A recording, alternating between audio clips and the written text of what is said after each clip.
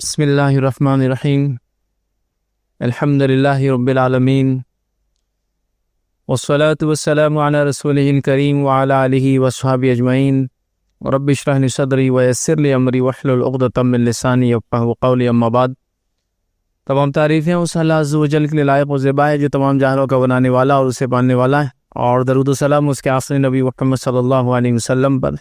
الحمدللہ ہم تمام یہاں اس خطبہ جمعہ کے لیے جمع ہوئے، اور انشاءاللہ عزیز اس مختصر سے وقت میں جو عنوان ہم نے پچھلی مرتبہ شروع کیا تھا، اور یہ بات ہم نے اس میں دو پوائنٹس دیکھے تھے کہ وہ لوگ جن کے تمام اعمال جو نیکیاں انہوں نے کی ہے وہ برباد ہو جاتے ہیں، اور ان تمام اعمال جو برباد کرنے والے دو عمل میں نے آپ کے سامنے رکھے تھے، جس میں سے پہلا ہم نے دیکھا تھا ارتداد کرنا، کسی شخص کا مرتد ہو جانا۔ پھر ہم نے یہ بھی دیکھا تھا کہ اس کے لیے کوئی ضروری نہیں کہ انسان اپنی زبان سے کوئی بات کہے، بلکہ وہ اپنے عقیدے میں تبدیلی لا لے، ایمان اور عقیدے میں شک اختیار کر لے، دین کی کسی بات کو برا ماننا شروع کر دے، کسی چیز کا انکار کرنا شروع کر دے، تو وہ مرتد ہو جاتا ہے یاد رکھ، اور اس کے تمام اعمال برباد ہو جاتے ہیں۔ دوسرا ہم نے دیکھا تھا عمل اسی کے اندر یاد رکھیے، اللہ تعالیٰ کی عبادت میں کسی کو شریک ٹھہرانا، اللہ رب العزت کی عبادت میں کسی کو شریک ٹھہرانا یاد رکھیے، یہ بھی انسان کے تمام اعمال برباد کر دیتا ہے، نیکیوں کو برباد کر دیتا ہے۔ اور ہم نے دیکھا تھا کہ کس قسم کے شرک ہمارے زمانے میں اس دور میں کیے جا رہے ہیں، اور لوگ اس کو معمولی اور چھوٹا سمجھتے ہیں۔ تو شرک کا جہاں معاملہ آیا، ہمیں بہت زیادہ سینسٹیو اور حساس رہنے کی ضرورت ہے، اور اپنی نسلوں کو اس طرح سے تربیت دے کے پروان چڑھانے کی ضرورت ہے کہ وہ اللہ کی توحید پر قائم رہے، اور ان کی موت آنے تک وہ اسی عقیدے پہ رہے، اور کبھی اپنے عقیدے میں شرک یا کبھی شرک نہ کرے، اور کیا ہو تو اللہ رب العزت سے فوراً توبہ کر لے۔ اب آئیے تیسرا عمل ہم دیکھیں گے جس کے کرنے سے انسان کے تمام اعمال یا نیکیاں برباد ہو جاتے، یاد رکھے اس عمل کے اندر یاد رکھے قرآن کے کسی حکم کو ناپسند کرنا۔ ویسے تو پہلے اس میں بھی یہ ارتداد کے اندر آ گیا تھا، لیکن اس کو ہم بالخصوص الگ سے اور رکھ رہے ہیں کہ قرآن کے کسی ایک بھی حکم کے اندر انسان شک کرے، شبہ کرے، پسند نہ کرے، ناپسندید کا اظہار کرے، یہ کہے کہ ایسا کیوں ہے۔ ہاں، کسی چیز کی حکمت جاننے کے لیے وہ سوال کھڑا کرے، وہ ایک الگ بات ہے، جیسے کہ اللہ تعالیٰ کی کیا حکمت رہی ہوں گی کہ اس نے وراثت کی تقسیم ایسی کی، تو یہ جاننے میں تو کوئی مسئلہ نہیں۔ جیسے کہ اللہ کے نبی جو ہے ابراہیم علیہ السلام کا واقعہ اور عزیر علیہ السلام کا واقعہ ہے، دونوں انبیاءوں نے سوال اٹھایا۔ سوال شک کے معنی میں نہیں تھا، سوال یہ تھا کہ تجسس کے معنی میں تھا کہ کیسے اللہ تعالیٰ مردے کو زندہ کریں گا۔ یہ سوال عزیر علیہ السلام نے بھی اٹھایا، اللہ نے 100 سال کے لیے موت دے دی، اور یہی سوال جو ہے ابراہیم علیہ السلام نے اٹھایا کہ اللہ تعالیٰ کیسے زندہ کرے گا۔ تو اللہ نے کہا ابراہیم کا تم شک کرتے ہو دوبارہ اٹھائے جانے پہ؟ تو کہا نہیں، اللہ میں شک نہیں کرتا ہوں، لیکن کیفیت جاننا چاہتا ہوں کیسا۔ تو اللہ نے کہا جاؤ 4 پرندے دو، چاروں کے ٹکڑے کر دو، سب کو الگ الگ تیلوں کے اوپر رکھ دو، پھر آواز دو اللہ کے حکم سے، دیکھو سب آ کر جڑنے لگیں گے۔ اور وہ جو عزیر علیہ السلام کے واقعے میں جو گدھا تھا وہ مر گیا، عزیر علیہ السلام کا انتقال ہو گیا، 100 سال بعد آپ اٹھے، پھر اللہ نے کہا دیکھو اب کیسا ہم گدھے کو زندہ کرتے ہیں، اور پھر وہ گدھا ہٹیاں جمع ہونا چالو، پھر پورا پروسیس دیکھا تو کہا دل کو اطمینان آ گیا۔ تو یہ شک کے معنی میں سوال نہیں ہے، اللہ نے جو کہہ دیا بس اس پر تو ایمان ہے ہمارا، لیکن حکمت کیا ہوگی کیسے وہ ایک الگ بات ہے۔ لیکن یہاں وہ شک مراد ہے جس سے ایسا کیوں ہوں گا یار، یہ تو الگ ہی لگ رہا۔ اب اس کی میں کئی جیتی جاگتی مثالیں ہمارے کامن یا روزمرہ کی زندگی سے دے سکتا ہوں۔ ایک خاص جو سوال بار بار آتا ہے شریعت کے تعلق سے، جیسا کہ اس کے اندر کہ اللہ تعالیٰ نے قتل کے بدلے قتل کی سزا رکھی ہوں گی، یہ زنا جیسے عمل کے بدلے میں اللہ تعالیٰ نے 100 کوڑے، یا اگر شادی شدہ ہے تو سنسار کا حکم کیوں دیا ہوں گا۔ چوری کر لیا آدمی نے تو ہاتھ کاٹنا، یار میرے کو عجیب ہی لگتا ہے، اتنی بڑی سزا تو اس کو دینی نہیں چاہیے۔ آپ سیدھا سوال کھڑا کر رہے ہیں۔ اللہ رب العزت نے جس نے حکم جاری کر دیا، دنیا کے حکام، دنیا کی حکومتیں جب اپنے فیصلوں کو رائج کر دیتی ہے تو آپ کو کوئی حق نہیں بنتا اس کے خلاف بات کرنے کا۔ اگر آپ خلاف بات کریں گے تو آپ پہ سیڈیشن کا کیس ہوتا ہے، ملک کے خلاف بغاوت کا کیس ہوتا ہے۔ اور اللہ تعالیٰ کی شریعت جو ذات جس نے کائنات کو بنایا وہ ہمارے شہرک سے قریب ہے، وہ ہماری ذات سے کئی گنا بہتر جانتا ہے۔ اس نے جب احکام دے دیا، آپ اس پر شک اٹھا رہے ہیں۔ ایسا نہیں ہونا تھا یار، وہ زیادہ ہو جا رہی۔ لیکن یہ عجیب بات ہے کہ کبھی اگر یہ معاملہ اگر میں وہ ہوں جس پہ ظلم ہوا ہے تو پھر میں چاہتا ہوں اس سے ڈبل سزا ملنا چاہیے، ایک موت نہیں اس کے پورے خاندان کو مار دینا چاہیے، میرے ایک فرد کو مارا تھا۔ لیکن جب اپنا معاملہ سوال کھڑا کر دیا آپ نے، یا ایک سوال ہم بار بار دیکھتے ہیں جب ہوتا ہے وراثت کا مسئلہ آتا ہے تو خواتین کی طرف سے سوال اٹھتا ہے کہ اللہ تعالیٰ نے ایسے کیسے خواتین کو آدھا حصہ دے دیا۔ اب مسئلہ یہ ہے کہ اللہ تعالیٰ کی آپ حکمت پر شک کر رہے ہیں تو کسی بھی احکام کا تک تو بہت ساری چیزیں، حجاب کا ہم کو کس لیے حکم دے دیا، بہت مشکل ہوتی ہے، حجاب نہیں دینا تھا، باقی سب صحیح تھا، تو آپ نے اگر اس کو برائی کے معنی سے کہا تو بہت ڈینجر ہے۔ سمجھانے کے لیے کبھی کبھار انسان ایکسپلین کرنے کے لیے کہتا ہے کہ اگر نہ ہوتا تو کیا ہوتا، لیکن یہاں آپ سوال کر رہے نہیں ہونا چاہیے تھا، یہ ظلم ہے۔ یا ایک اور مسئلہ ہے جس کے اندر خواتین، ویسے مرد بھی اس میں بڑھ چڑھ کر حصہ لیتے ہیں، کچھ زیادہ اس میں حق سے تجاوز کرتے ہیں، لیکن بہرحال وہ انکار نہیں کرتے ہیں، لیکن یہ چیز بھی دیکھی گئی کہ خواتین کی طرف سے یہ سوال آتا ہے کہ اللہ رب العزت نے ایک سے زیادہ نکاح کا حکم کیوں دیا؟ سیدھا سوال۔ آپ کو پتہ ہے قرآن کی ایک بھی آیت پر اگر انسان نے ایسا سوال اٹھایا تو وہی کافر ہو جاتا ہے، کسی بھی ایک بات ایسا سوال اٹھائے، یہ تو صحیح نہیں ہے۔ حتیٰ کہ یہ بات تو ویسٹرن کلچر، ویسٹرن میڈیا اور سوشل میڈیا کے دور میں خواتین کے اندر اتنی بھر دی گئی ہے کہ نعوذ باللہ خاتون نے ایک مرتبہ کال کیا اور کال کر کے وہ مجھ سے کہنے لگی، کیا نعوذ باللہ اللہ تعالیٰ مرد ہے؟ سارے احکامات مرد کے فائدے کے لیے۔ سبحان اللہ، یہ جملے کفریہ جملے سیدھے سیدھے، چونکہ اللہ تعالیٰ کو باعث یک طرفہ ایک جینڈر کے لیے، سبحان اللہ، ایک تو اللہ کو بھی اس نے ایک جینڈر دینے کی کوشش کی کہ مرد ہے کیا، نعوذ باللہ، اور یہ کیا۔ تو یہ سب جب ہوتا ہے، یاد رکھیے، جب بچوں کو تعلیم نہیں ملتی ہے، بچپن میں وہ تربیت نہیں دی جاتی ہے، دینا چاہیے۔ میں کسی حکم پہ عمل نہیں کر رہا ہوں کسی وجہ سے، لیکن میں اس حکم کو مانتا ہوں کہ اللہ کی طرف سے مجھ سے عمل نہیں ہو رہا ہے، میں گناہ گار ہوں، یہ بھی مانتا ہوں میں اپنے آپ۔ جیسے مثال کے طور پہ کوئی شخص یہ کہے کہ روزے فرض ہے، ہر شخص دیکھنا چاہیے، مجھ سے نہیں ہو رہے، یقیناً میں گناہ گار ہوں، تو یہاں اس کو روزہ نہیں رکھنے گناہ ملیں گے، لیکن اس کے ایمان میں کوئی کمی نہیں، یاد رکھے۔ لیکن کوئی شخص یہ کہے کہ روزے نہیں ہونا چاہیے تھے، خواہ مخواہ کی تکلیف، دیکھو اب گرمی کے موسم میں آ گئے، سبحان اللہ، تو اس نے کیا کیا؟ قرآن کے حکم کو جھٹلایا، اس قرآن کے حکم پہ سوال کیا۔ اللہ تعالیٰ کی حکمت کے تعلق سے لوگ سوالات اٹھا رہے ہیں اب تک، تو لہٰذا ایسا جو شخص بھی کرتا ہے اس کے اعمال غارت ہو جاتے ہیں۔ اللہ رب العزت نے اس بات کو قرآن میں یوں فرمایا اور کہا، ذَلِكَ بِأَنَّهُمْ كَرِهُوا مَا أَنزَلَ اللَّهُ فَأَحْبَطَ أَعْمَالَهُم۔ اللہ تعالیٰ نے مشرکین کے لیے، کافروں کے بارے میں بتا رکھا ہے، یہ اس لیے کہ جو کچھ اللہ نے نازل کیا تھا اسے انہوں نے ناگوار سمجھا۔ جو اللہ نے قرآن نازل کیا تھا ان لوگوں نے ناگوار سمجھا، تو اللہ تعالیٰ فرماتا اور کہتا ہے چنانچہ اللہ نے ان کے اعمال ضائع کر دیے، ان کے اعمال ضائع ہو گئے۔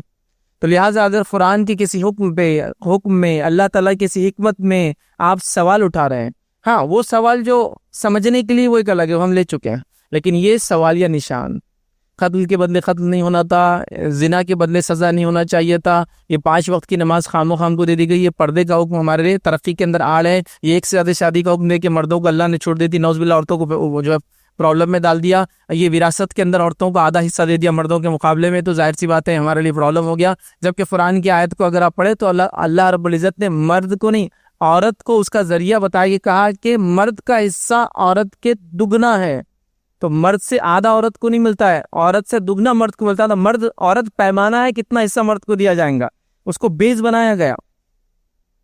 آپ سمجھ رہے بات؟ بہرحال اللہ تعالیٰ کی حکمت ہے، موقع نہیں ہے وہ سب چیزوں کو ہم لیں، لیکن یہ ساری چیزیں ہوتی ہیں اور لوگ قرآن کے احکامات میں شک کرتے ہیں اور اس سے ان کے تمام پچھلے عمل برباد ہو جاتے ہیں۔ لہٰذا ہم کسی چیز کو اگر ہم پر شاق گزری ہم نہیں کر پا رہے، اللہ سے ہم توبہ کریں، چیز کو کرنے کی کوشش کریں، اس سے دعائیں کریں کہ اس کی حکمت ہمیں سمجھائے، لیکن کبھی بھی شک اور شبہ اور کیوں یہ سوال کبھی نہ اٹھائے، اس بات کا خاص خیال رکھے۔ اب آئیے آگے ہم دیکھتے ہیں چوتھا عمل جس کے کرنے سے پچھلے تمام گناہ، معاف کرنا، نیکیاں برباد ہو جاتی ہے اور انسان گناہ گار بن جاتا ہے۔ یاد رکھیے وہ یہ ہے کہ ہدایت کے واضح ہونے کے بعد نبی اکرم صلی اللہ علیہ وسلم کی مخالفت کرنا۔ چونکہ قرآن کی بات لے لی تو اب سنت کی بات لے رہے ہیں کہ جو ہے نبی اکرم صلی اللہ علیہ وسلم کی کوئی واضح ہدایت آ جانے کے بعد اس کی مخالفت کرنا، مطلب ہمارے سامنے واضح دلیل رکھ دی گئی کہ نبی اکرم صلی اللہ علیہ وسلم کی سنت یہ ہے، اب یہ دلیل آ گئی، اس کے بعد بھی اس کی مخالفت کرنا، وجہ کچھ بھی ہو سکتی ہے، مطلب وجوہات پہ ہم ڈسکشن کریں گے تو دنوں رات گزر جائیں گے۔ وجہ یہ ہو سکتی ہے کہ مجھے پسند نہیں، وجہ یہ ہو سکتی ہے کہ ہمارے بڑے نہیں کرتے، وجہ ہو سکتی ہے سماج میں نہیں چلتا، وجہ ہو سکتی ہے کہ ہماری جماعت میں ہوتا، وجہ ہو سکتی ہے ہمارے بڑوں نے کہا، وجہ کچھ بھی ہو سکتی ہے، لیکن اگر نبی اکرم صلی اللہ علیہ وسلم کی بات آ گئی اب معاملہ ختم ہو گیا۔ اب آپ کو وہاں سر جھکانا ہی ہے، اس سینس میں سر جھکانا ہے، وہ نہیں محاورتاً جو کہتے ہیں، بات کو ماننا ہی ہے کسی بھی حال میں۔ یہ بڑی اہم بات ہے، یاد رکھیں۔ اور صحابہ، تابعین، تبع تابعین ایسا ہی تھا، یاد رکھیے ان کا معاملہ۔ انہوں نے، صحابہ نے، جب نبی اکرم صلی اللہ علیہ وسلم کی کوئی بات آ گئی تو کبھی اس پر سوال نہیں کیا۔ اگر کوئی سوال تھا تو جا کر دریافت کیا، بہت ہی رسپیکٹفلی کی ایسی ایسی بات سامنے آئی ہے، تو کیا یہ بات ایسی ہے؟ کہہ دیا گیا ہاں، تو معاملہ پھر ختم ہو گیا۔ اب اس کے بعد کوئی چور چرا ایسا ویسا، کیونکہ وہ جانتے تھے کہ وہی الہی ہے، اس لیے کہ نبی اکرم صلی اللہ علیہ وسلم اپنے دل سے کچھ نہیں کہتے، وما ينطق عن الهوى ان هو الا وحی یوحی، کہ نبی اکرم صلی اللہ علیہ وسلم اپنی خواہش سے کچھ نہیں کہتے، وہ جو کچھ کہتے ہیں وہی الہی ہوتی ہے۔ ٹھیک ہے، تو اللہ کے رسول صلی اللہ علیہ وسلم کے جو الفاظ ہے، جب شریعت کا حکم آ جاتا ہے تو وہ بھی اللہ کی طرف سے ہوتے ہیں۔ قرآن اور سنت میں پھر فرق کیا ہے؟ جب نبی کے الفاظ بھی اللہ کی طرف سے ہے اور اللہ نے حکم دیا، یہ حکمت بھی بتائی، تو پھر فرق کیا ہے؟ تو قرآن اور سنت میں فرق یہ ہے کہ قرآن کے الفاظ بھی اللہ کے ہیں اور اس کا معنی بھی اللہ کی طرف سے ہے، اور حدیث کے اندر معنی اللہ کی طرف سے، الفاظ نبی اکرم صلی اللہ علیہ وسلم کے، بس اتنا ہی فرق ہے۔ لیکن دونوں کا جو سورس ہے وہ ایک ہی، وہ اللہ رب العزت کی ذات۔ تو کچھ چیزوں کو اللہ رب العزت نے اپنے نبی کے ذریعے بلوایا ان الفاظ میں جو نبی نے بہتر سمجھا، لیکن اس کا مقصد، اس کی حکمت اور وہ چیز جو حلال و حرام کہی گئی تھی وہ اللہ کی طرف سے تھی، لیکن نبی اکرم صلی اللہ علیہ وسلم اپنی زبان میں اس کو سمجھایا ہے۔ تو بس قرآن و سنت میں بس یہی فرق ہے، یاد رکھیں کہ ایک وہ ہے جس کی تلاوت ہوتی ہے، دوسرے کی تلاوت نہیں ہوتی، اور ایک وہ ہے جس کے الفاظ بھی اللہ کی طرف سے، اس کی معنی بھی اللہ کی طرف سے، اور سنت وہ ہے جس کے الفاظ نبی اکرم صلی اللہ علیہ وسلم کے، معنی اللہ تعالیٰ کی طرف سے ہی ہے۔ تو یہ بات ہم سمجھ لیں، تو نبی کی بات آنے کے بعد اس کی مخالفت کرنا، اس کے بارے میں برا جاننا، اس کے بارے میں دل میں سوال رکھنا، اس کے بارے میں شک کرنا، ہاں دلائل کے مقابلے میں دلائل ہو اور ان دونوں دلائل کو آپ تحقیق کریں، وہ ایک الگ بات، پھر کہے کہ ایک دلیل کے مقابلے میں دوسری آئی ہے اور یہ دلیل جو ہے پہلے زمانے کی تھی، دوسری دلیل بعد ہے، وہ ایک الگ بات، لیکن یہاں واضح چیز ہونے کے باوجود بھی نہیں، ایسا نہیں ہو سکتا۔ اور اس کی میں کئی مثالیں دے سکتا ہوں، صبح سے لے کر شام تک، اوڈے سے لے کر کھانے پینے تک، اور اولاد کی پیدائش سے شادی بیاہ تک، اور ساری چیزوں میں جو ثابت شدہ چیزیں ان کو چھوڑ کر ہم مخالفت کرتے ہیں عادت۔ تو لہٰذا یہ بہت ڈینجر عمل ہے، بہت خطرناک چیز ہے، یہ بھی انسان کے تمام اعمال برباد کر دیتا ہے۔ اللہ رب العزت نے اس بات کو یوں فرمایا اور کہا قرآن کے اندر سورہ محمد سورہ نمبر 47 آیت نمبر 32 میں اللہ نے فرمایا اور کہا، جس کا معنی یہ بلا شبہ جن لوگوں نے کفر کیا اور اللہ کی راہ سے دوسروں کو روکتے رہے اور ان پر ہدایت واضح ہو جانے کے بعد انہوں نے رسول اللہ صلی اللہ علیہ وسلم کی مخالفت کی، وہ اللہ کا کچھ بھی نہیں بگاڑ سکتے اور اللہ ایسے لوگوں کے اعمال برباد کر دیں گا۔ تو یہاں فرمایا اور کہا کہ واضح ہدایت آ جانے کے بعد نبی اکرم صلی اللہ علیہ وسلم کی مخالفت کی، تو واضح ہدایت آ جانے کے بعد، واضح دلیل آ جانے کے بعد، سنت ثابت ہو جانے کے بعد ہم نبی اکرم صلی اللہ علیہ وسلم کی اس بات کا خاص خیال رکھیں، کبھی مخالفت نہ کرے، چونکہ اس سے ہمارے پچھلے اعمال سارے برباد ہو جاتے ہیں، یاد رکھیں۔ تو لہٰذا قرآن اور سنت یہ مقدم ہے، یاد رکھیں، سب سے اصل یاد رکھیں۔ اب قرآن اور سنت اور ایک اور سنت جو سنت نمازیں وغیرہ، اس کا تھوڑا سا فرض سے سمجھا دیتا ہوں آپ کو۔ قرآن اور سنت اس پر عمل کرنا ہم پر فرض ہے، اور جو دیگر ہم اعمال میں کہتے ہیں کہ سنت نماز ہے، یہ ذکر سنت، اس کا معنی ہوتا ہے یہ عمل کے اعتبار سے یہ چیز سنت ہے، لیکن وہ قرآن و سنت والی سنت یاد رکھی، وہ فرض ہوتی ہے، یاد رکھی۔ کبھی کبھار ہوتا ہے جب قرآن و سنت پہ عمل کرنا فرض ہے تو لوگ کہتے ہیں کیا سنت نماز پڑھنا ہی فرض ہے؟ نہیں، وہ معنی میں نہیں ہے، وہ عمل جو نبی اکرم صلی اللہ علیہ وسلم نے کیا وہ سنت ہے، یاد رکھیں۔ لیکن اس کے علاوہ ایک چیز جو قرآن و سنت کے ساتھ جب سنت بولتے ہیں تو اس پہ عمل کرنا ہم پر فرض ہے، یاد رکھیں۔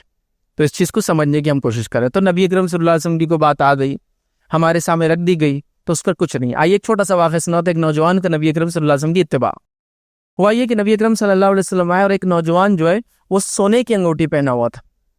ہمارے پاس شادی بیاہ ہوتا تو بڑا شوق سے ہمارا نوجوان سونے کی انگوٹھی پہنتا ہے، جبکہ مرد پر سونا حرام ہے، ریشم اور سونا مرد پر حرام ہے، اس امت کے عورتوں پر حلال ہے لیکن مرد پر حرام ہے۔ تو بہرحال اس نے انگوٹھی پہنا ہوا تھا۔ نبی اکرم صلی اللہ علیہ وسلم نے کہا، کیا تو چاہتا ہے کہ تیرے ہاتھ میں یا انگلی میں آنکھ کی انگوٹھی پہنائی جائے؟ تو کہا نہیں۔ تو نبی اکرم صلی اللہ علیہ وسلم نے انگوٹھی کو اتارا اور پھینک دیا۔ اس کے بعد کچھ لوگوں نے کہا کہ گھر میں تیرے محرمات ہوں گی نا، عورتیں ہوں گی نا، ان کو دیتے اٹھا کر۔ تو کہا اب میں کبھی اس انگوٹھی کو اٹھاؤں گا نہیں۔ آپ نے کہا مجھ سے کہ عورت گھر میں لے آ کے عورتوں کو دے دے، اب میں تو نہیں اٹھانے والا اس کو، بس ختم ہو گیا میرے لیے معاملہ۔ تو یہ صحابہ کا عمل تھا، اور اس طرح سے نبی اکرم صلی اللہ علیہ وسلم کے الفاظ پر عمل کرتے تھے، ایک دم جو کہہ دیا گیا کر لیا گیا۔ تو یہ ان کا طریقہ تھا۔ نبی اکرم صلی اللہ علیہ وسلم نماز پڑھا رہے ہیں، نماز میں آپ جوتوں کے اندر نماز پڑھاتے، صحابہ بھی جوتوں میں پڑھتے تھے۔ مسجد نبی ریت کی تھی، ٹھیک ہے، اور اس کے اندر اوپر چھالے وغیرہ تھی، تو عام طور سے نمازیں ایسی پڑھتے تھے، اللہ کے رسول جوتے میں پڑھتے تھے۔ تو آپ ابو داؤد کی روایت نماز پڑھ رہے تھے، اور نماز کی حالت میں ہم نے جوتوں کو بازو کر دیا اتار کر، سارے صحابہ نے کر لیا۔ جب نماز ہوئی تو نبی اکرم صلی اللہ علیہ وسلم نے کہا، میرے اصحاب تم لوگوں نے ایسے کیوں کیا کہ میں نے جوتا اتارا تم نے اتار دیا؟ تو کہا ہم کو کیا معلوم، آپ نے اتارا، بس ہم نے دیکھا، ہم نے بھی کر لیا، اب ہم کو پوچھنے کی ضرورت محسوس نہیں ہوئی کیوں آپ نے اتارا، بس نبی نے اتارا، ہم نے اتار دیا اور بازو کر دیا اس کو۔ کہا مجھے تو جبرائیل آئے تھے نماز کی حالت میں اور مجھ سے کہا کہ تمہارے جوتوں کو گندگی لگی ہے، اس لیے میں نے اتار دیا۔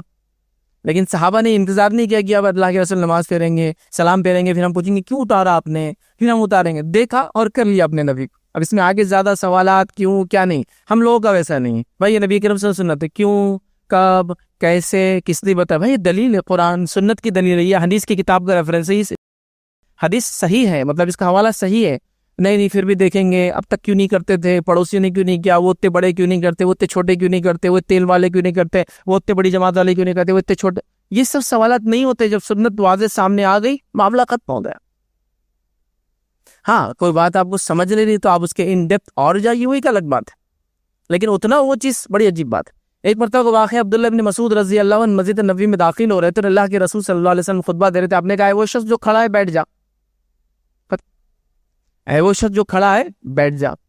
اب ہوا یوں کہ عبداللہ ابن مسعود رضی اللہ عنہ گھس رہے تھے اور مسجد نبوی میں باہر تھے، تو وہ وہیں بیٹھ گئے چوکھٹ پر، اس کی احتیاط یہ تھی کہ جہاں ہمیں بیٹھ جانا چاہیے، تو صحابہ کی محبت تھی، مخالفت تو دور کی بات ہے، وہ اتنی اطاعت کرتے تھے، تو اتنا انہوں نے فالو کیا، مطلب جیسے کہ مٹی میں کوئی انسان چل رہا ہے، ریت میں چل رہا ہے سمجھ لو، اور اس کے پیر کے نشان بنتے ہیں، تو پیچھے چلنے والا اسی کے اندر پیر ڈالنے کی کوشش کرتا ہے، جو چھوٹے بچے ہوتے ہیں کہ باپ چل رہا ہے آگے کوئی بڑا، تو بس صحابہ ویسے بس چلتے تھے، چیز سمجھ میں آئے یا نہ آئے، نبی نے کیا ہم نے کیا، نبی نے کیا ہمارا عمل بن گیا۔ اب ہمارے پاس بہرحال 100 وجوہات چیزوں کو آگے پیچھے دائیں بائیں اوپر نیچے کرنے کی، اللہ تعالیٰ بلے رحم کرے۔ آئیے اسی طرح ایک اور عمل اسی کے اندر داخل کریں گے، جو چوتھی بات کا حصہ ہے، پانچواں بھی آپ گن سکتے ہیں، رسول اکرم صلی اللہ علیہ وسلم کی بے ادبی کرنا۔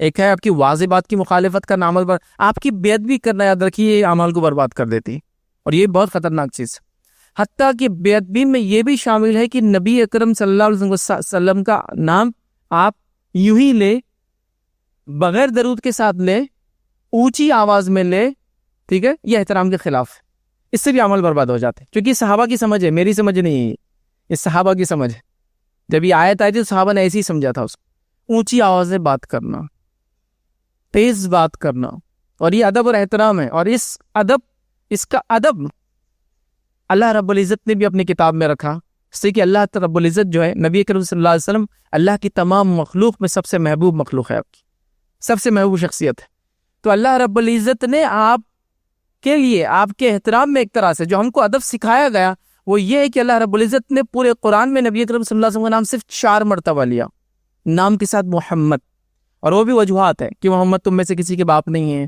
تو وہاں محمد لینا ضروری تھا چونکہ اشارہ نہیں کر سکتے تھے، تو نام لیا، اور ایک مرتبہ عیسیٰ علیہ السلام نے پیشن گوئی کی اللہ کے رسول آنے والے، تو احمد نام لیا، تو 5 مرتبہ نام ہے، 4 محمد 1 احمد، تو 4 مرتبہ نام لیا ایک طرح سے، ایک مرتبہ خالی دہرایا کہ عیسیٰ نے یہ اپنے قوم کو خوشخبری سنائی تھی کہ احمد آنے والے، بہرحال باقی ساری جگہ کیا ہے، یا ایھا النبی، یا ایھا الرسول، یا ایھا المزمل، یا ایھا المدثر، یہ الفاظ کہے، یہ نہیں کہا سیدھا اے محمد، یا محمد، یا محمد، یا محمد، نہیں کہا، ہمیں ادب سکھلایا گیا، اللہ رب العزت یہ کہہ رہا ہے، حالانکہ اللہ چاہتا تو کہہ سکتا تھا، لیکن اتنی افسوس کی بات ہے ان لوگوں پر جو اشعار میں، قوالیوں میں، نعت کے نام پر سارا ایک کے بعد ایک بس محمد چلاتے چلے جا رہے ہیں، سبحان اللہ، دیکھیے بس نام پہ نام لیا جا رہا ہے، درود تو دور کی بات ہے، وہ نام لینے کا طریقہ بھی صحیح نہیں ہے، دیکھیے آپ چلا چلا کر، اللہ نے نہیں کہا یا محمد اپنی کتاب میں، یا ایھا الرسول، یا ایھا النبی، مطلب محبت کے ساتھ، اور یہ طریقہ ہے کہ آدمی جس سے محبت کرتا ہے اس کے نام سیدھا لینا پسند نہیں کرتا ہے، یہ اس کی دلیل ہے، ٹھیک ہے، یا نک نیمز، اس کو نام دی جاتے اچھے اچھے، اس کے علاوہ جو نام ہے اس کا پکارنے کا، عربوں میں بھی طریقہ تھا احتراماً ہو کسی کو اس کے نام سے نہ پکارنے کے لیے، جب تک شادی نہ ہوتی، بچہ نہ ہوتا، تو باپ کے نام سے ابن فلاں، اور شادی بچہ ہو گیا تو ابو فلاں بولتے تھے، رسپیکٹ کے طور پہ کہ بھائی نام نہیں لینا چاہیے، تو شادی سے پہلے فلاں کا بیٹا ابن فلاں، اور شادی کے بعد بچہ ہو جانے کے بعد جو لڑکا ہوتا پہلا یا لڑکی کے نام سے بھی ہوتا جو ہے ابو فلاں، یہ کہتے ہیں، بہرحال تو اس معاملے میں احتیاط کریں چونکہ اس سے عمل برباد ہو جاتے ہیں۔ آئیے اللہ رب العزت قرآن میں کیا فرماتا ہے، سورہ حجرات سورہ نمبر 49 اس کی آیت نمبر 2، اللہ فرماتا اور کہتا ہے، اے ایمان والو، نبی کی آواز سے اپنی آواز اونچی نہ کرو، آگے فرمایا اور نہ ان کے سامنے بلند آواز سے اس طرح بات کرو کہ جس طرح تم آپس میں ایک دوسرے سے بات کرتے ہو، ٹھیک ہے، بلند آواز سے بات کرتے ہو، ورنہ تمہارے اعمال برباد ہو جائے اور تم کو سمجھ میں بھی نہیں آئے گا کب برباد ہو گئے۔ اور ایک صحابی رسول تھے، اور یہ بات کب آئی تھی، اس کے تعلق سے 2-3 شاہ نزول کے واقعات ہیں۔ ایک واقعہ یہ کہ عمر ابن خطاب رضی اللہ عنہ ابوبکر صدیق سے اللہ کے رسول صلی اللہ علیہ وسلم کی موجودگی میں تیز بات کر رہے تھے، تھوڑی سی تیز، تو تب یہ آیت نازل ہوئی تھی۔ اور اس کے بعد جو روایتیں آتی آپ پڑھیں گے تو روایتوں میں آتا جب اللہ کے رسول صلی اللہ علیہ وسلم موجود ہوتے تو حضرت عمر اتنے آہستہ سے بولتے کہ اللہ کے رسول صلی اللہ علیہ وسلم کو پوچھنا پڑتا عمر کیا مطلب، اور تھوڑا تیز اور تھوڑا تیز، اتنا ہلو بات کرنا شروع کر دی تھی۔ 2 لوگ نبی کی موجودگی میں صرف تیز آواز میں بات کریں، اعمال برباد ہو جائیں گے، شعور بھی نہیں ہوگا تم کو، چونکہ نبی کے ادب اور احترام کے خلاف۔ اب جو لوگ نبی کے نام سے یا محمد چلا رہے ہیں ان کا کیا حال ہونے والا ہے؟ یہ کوئی احترام ہے؟ یہ کوئی طریقہ ہے پکارنے کا؟ اللہ نے نہیں پکارا ایسا، صحابہ نہیں پکارتے تھے ایسا، اعمال برباد ہو جائیں گے۔ ایک صحابی کے تعلق سے واقعہ آتا ہے کہ ان کی آواز فطرتاً تیز تھی، اونچی آواز والے تھے، وہ تیز بات کرتے تھے۔ اب ہوا یہ کہ یہ آیت نازل ہو گئی تو یہ اللہ کے رسول صلی اللہ علیہ وسلم کی مجلس سے غائب ہو گئے، آئے نہیں مجلس میں، کئی دن ہو گئے۔ نبی اکرم صلی اللہ علیہ وسلم نے کہا کہ کہاں ہے، ذرا جا کر اس کو دیکھو، اس شخص کو، بہت دنوں سے مجلس میں نہیں، وہ عادی تھا مجلس میں بیٹھنے کا، کہاں ہے وہ آج کل؟ یہ لوگ گئے اور کہا کیا بات ہے، کیوں رو رہے ہو اتنا؟ کہا میرے عمل تو برباد ہو گئے، اب کیا فائدہ؟ کہا کیسے برباد ہو گیا؟ کہا میں تو تیز بات کرتا تھا نا نبی کی موجودگی میں، تو لہٰذا میرے عمل تو برباد ہو گئے، مجھے تو شعور بھی نہیں ہوا اس کا۔ تو پھر اللہ کے رسول کو بتایا گیا، کہا کہ اس کو کہو آ جاؤ، اس لیے کہ یہ بات اس کے لیے نہیں ہے، ان کیا ہوتا ہے، لیکن انہوں نے بھی آواز بھی پست کر دی۔ صحابہ پست آواز میں بات کرتے ہیں، حتیٰ کہ علماء لکھتے ہیں جس طرح سے نبی اکرم صلی اللہ علیہ وسلم کا احترام ان کی زندگی میں تھا، ان کی وفات کے بعد بھی ہے، اور آپ کی قبر مبارک پر بھی کوئی تیز آواز سے بات نہیں کر سکتا، ورنہ اس کے بھی اعمال برباد ہو جائیں گے اور اس کو معلوم ہی نہیں ہوگا۔ احترام وہی نبی کا باقی تب سے لے کر آج تک۔ اب ان لوگوں کا کیا حال ہے جو جاتے ہیں زیارت کے لیے مدینہ، آپ یقین جانیے جانوروں کی جیسا لڑ رہے ہیں وہاں، کس کام کے لیے؟ زیارت کرنے کے لیے۔ روزہ تو دکھتا نہیں ہے، قبر مبارک تو دکھتی نہیں ہے، جالی ہے، وہ سب پیک ہے، بہرحال وہ تو بہت نیچے بھی ہے، بہرحال وہ اس کی ایک تاریخ کا موقع ملا تو دیکھیں گے، وہ سامنے نہیں یاد رکھی، بہت اندر ہے، سیف ہے، اور نیچے کی طرف ہے، یاد رکھی، دکھتی بھی نہیں ہے کسی کو، کوئی دعویٰ نہیں کر سکتا میں نے دیکھا، آسان نہیں ہے اس کو دیکھنا، چونکہ وہ دروازہ کھولے ہی نہیں جاتا کسی کے لیے۔ وہاں لڑ رہے جانوروں کے جیسا زیارت کے لیے۔ آپ کبھی دیکھیے مرد پھر بھی سمجھ جا رہے، کوئی تو بھی تھوڑا بہت بول دیتا ہے یا پھر کبھی ڈرتے ہیں، آج کل تو مارا نہیں جاتا ہے، سمجھایا جاتا ہے کہ زمانے میں ان کو سزا دی جاتی تھی، سیدھا کر دیا جاتا تھا۔ عورتوں کا تو یہ حال ہے، وہ اسکارف کھینچ کے لڑ رہے، میرا نمبر تھا، میرا نمبر تھا۔ نبی کی موجودگی میں آواز جیسا احترام تب تھا وہ آج بھی ہے، اور فتاوے موجود ہے، یاد رکھیں، تمام مسلک کے آپ اٹھا لیجیے، فتاوے یہی ہے، جو احترام نبی کا زندگی میں تھا اور وفات کے بعد ہی وہی احترام ہے۔ آپ کے خبر کے سامنے بھی چیخنا، چلانا، پکارنا، اور وہ لوگ جو نعرے لگا رہے ہیں جا کر خبر کے پاس، یا محمد کہہ کے چلا رہے، سوچنا چاہیے میرے دوستوں کہ آپ جا رہے مدینہ اور مسجد نبوی کی زیارت، اور اعمال برباد کرنے کی سارے آپ نے تیاری کر لی آپ نے، سبحان اللہ۔ تو لہٰذا یہ نبی کا ادب ہے، یاد رکھیں۔ 5واں اور آخری پوائنٹ جو آج ہم دیکھیں گے کہ وہ عمل جس سے کرنے سے اعمال برباد ہو جاتے ہیں، اس میں آخری آج کریں گے ریاکاری، دکھاوا۔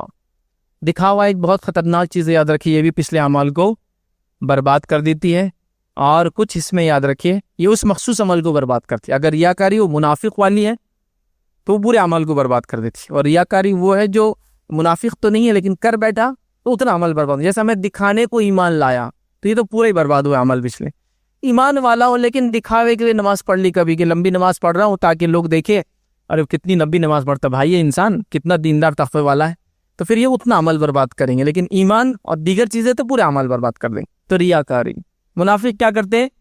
دھوکہ دیتے مومنوں کو، ریاکاری کرتے، بتاتے ایمان والے، ان کے تو پورے برباد ہیں۔ لیکن ہم بھی ریاکاری سے بچے، اس لیے کہ اس سے اعمال برباد ہو جاتے ہیں، ضائع ہو جاتے ہیں۔ نبی اکرم صلی اللہ علیہ وسلم سوال ہوا اور کہا گیا اللہ کے رسول صلی اللہ علیہ وسلم، ایک شخص جو ہے میدان جنگ کے اندر جاتا ہے، نیت یہ ہو کہ شہید بھی ہو اور نیت یہ کہ شہرت بھی ہو، تو اس کو کیا ملیں گا؟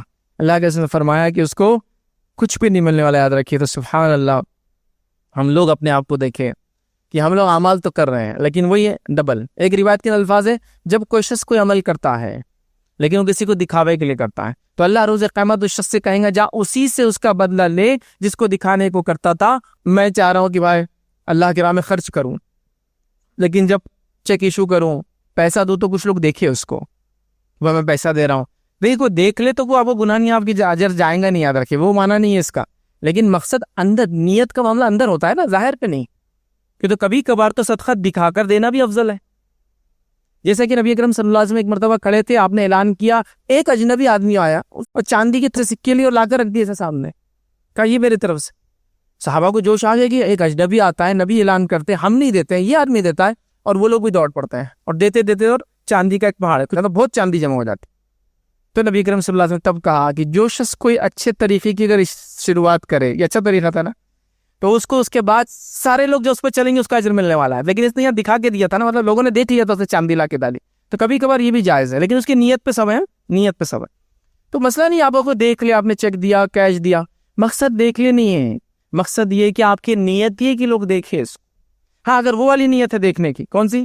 کہ لوگ جوش میں آ جائے اس سے اور ٹالنا شروع کر دے تو اللہ مجھے بھی اجر میں، وہ بھی ایک الگ بات ہے. لیکن یہ دکھاوا، ریاکاری کہ میں کتنا صدقہ کرتا ہوں، خلاص گیا عمل.